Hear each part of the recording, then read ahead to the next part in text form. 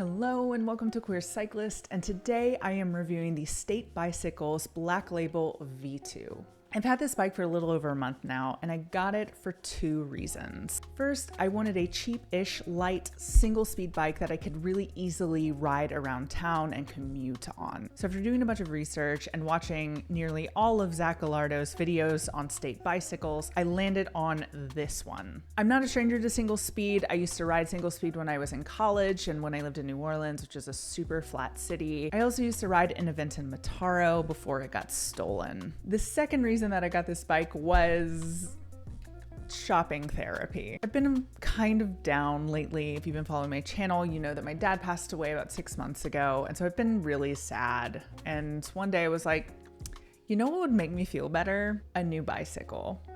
So I bought one. I also want to say that State did not send me this bike. I bought this with my own money. So let's jump into the specs. The frame is made of double-butted 6061 aluminum. It has a tapered head tube, which a lot of people on the internet have opinions about, but I do not. For color, I went with matte black. I initially wanted the silver color, but there was a really long wait time for it to get in, and I wanted immediate gratification, so I just went with the black. The weight of this build is just over 18 pounds. So it's a super light build, really fast. Almost all of the parts on this bike are stock. State branded headset, handlebars, wheel set, and chainring. The chainring is 48 tooth. The brakes are unbranded, but according to the spec sheet, they are a brand called Dual Pivot.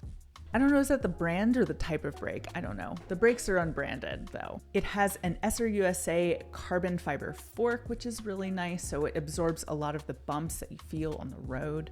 When you go to check out, you have the option to put flat or riser bars on there. I went with the drops because that's what I prefer. I'm not a huge fan of flat bars because my hands get really numb sometimes, especially after longer rides. Some people love flat bars. I don't like, it's really like your preference. Also, when you go to order the bike, you can choose from a bunch of different upgrades, but the things I wanted to change, I just ended up doing myself.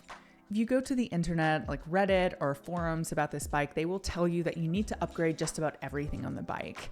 And I honestly didn't find this to be the case. Most of the stock components I found to be fine. It rides great out of the box, and the things that I ended up changing are the things that I know that I like when I ride my bike. So the things that I did end up upgrading were, first and foremost, the tires. The stock tires are 23C. I used to do that. I used to ride on 23C tires when I was in college and when I first moved to Atlanta, and I'm not gonna do that anymore. I just don't want to do it. They're just too skinny and the roads here are terrible, and so I wanted a slightly wider tire. I ended up upgrading to 28C gator skins, and they're great. They're fast rolling. Some people have gator skins, some people don't. I find them to be fine.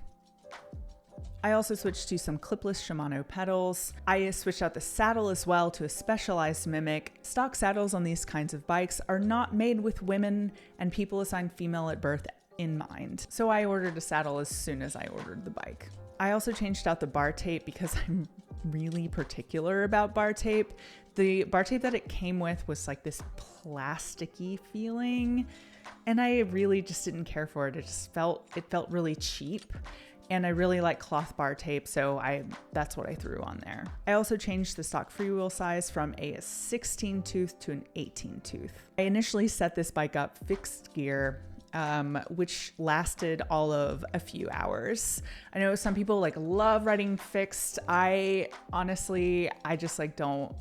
just don't want to learn how to ride it. It's not for me, and that's okay. But if you do want to ride this fixed, you can just flip the wheel, and there you can put a fixed gear cog right on the other side. In terms of gear ratio, I'm still kind of playing with it. It's a 48-18. The hills here can be pretty gnarly, and when I had a 16 tooth freewheel, I was mashing just a little bit too much up the hills.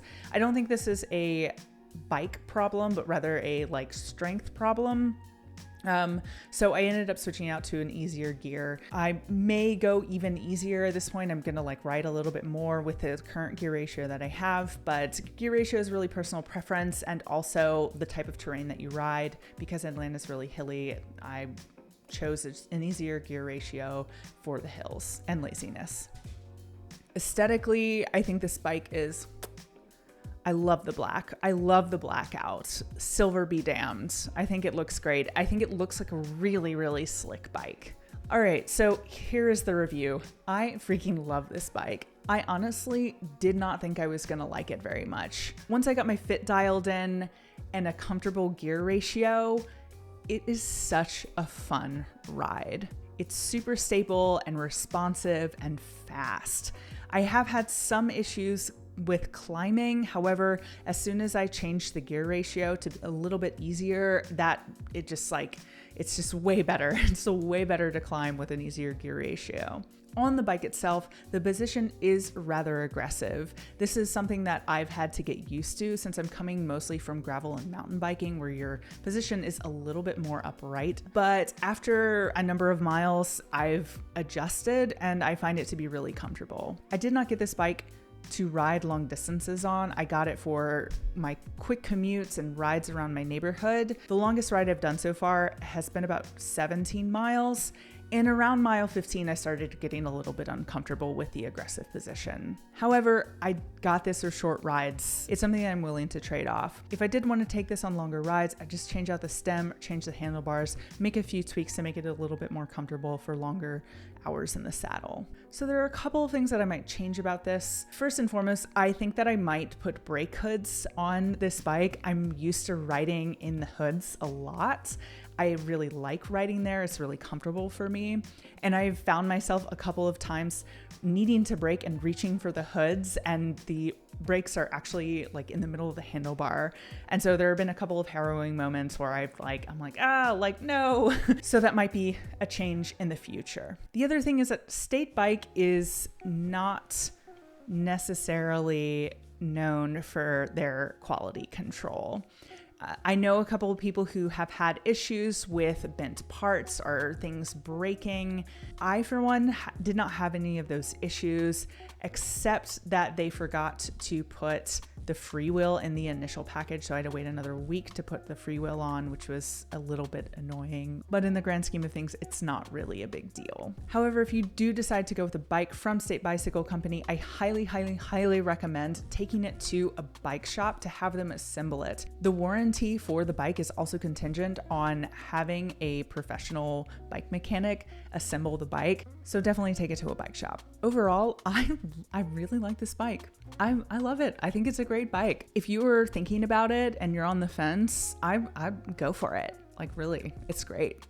That's the review. I hope you guys found this video useful. If you are thinking about a state bicycle, I highly recommend going for it. I'm really enjoying this bike. I am about to go ride it and I am super stoked. If you like this content and you'd like to see more, please hit that subscribe button and give a like to this video. Let me know what you think in the comments below, and I will see you guys next week.